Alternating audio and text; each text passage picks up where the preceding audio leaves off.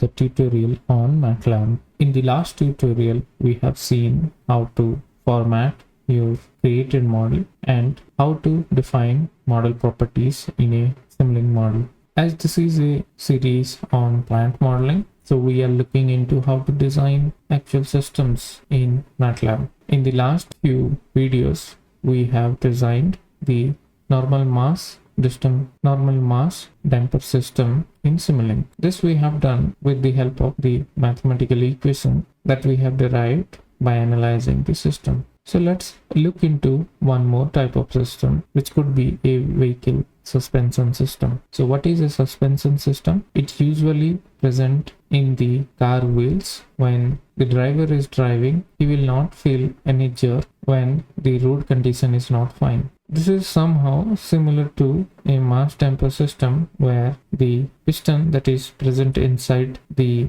suspension will act as a damper and there is a spring around. So if you see the model in a detailed way, or if you see the system in a detailed way, then you can see how it works. So there is a piston in between which is acting as a damper, and the spring is present which is of blue color around the system. The top part will carry the mass of the system and the mass will be on the top of the system. So basically it is a vertical mass damper system. If we see, we can create a similar mathematical model by using the free body diagram. So if you see here, this is the mass of the body or mass of the vehicle. This is the spring with spring constant K. This is the damper with damping constant C. By analyzing all these, what we can see, the force acting if on the upward direction or in the downward direction, based on that we can define an equilibrium equation. So here,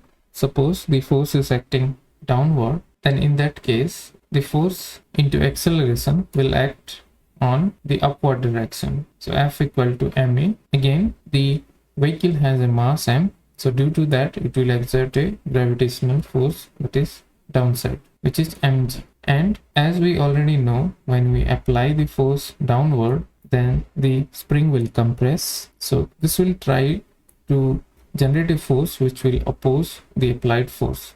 So in this case, the applied force is downwards, so kx is upward, and same applies with the damper, which is related to velocity, and it is also opposite to the applied force direction. This is how the system free body diagram looks like, and here also it is a second order system. Why this is a second order system?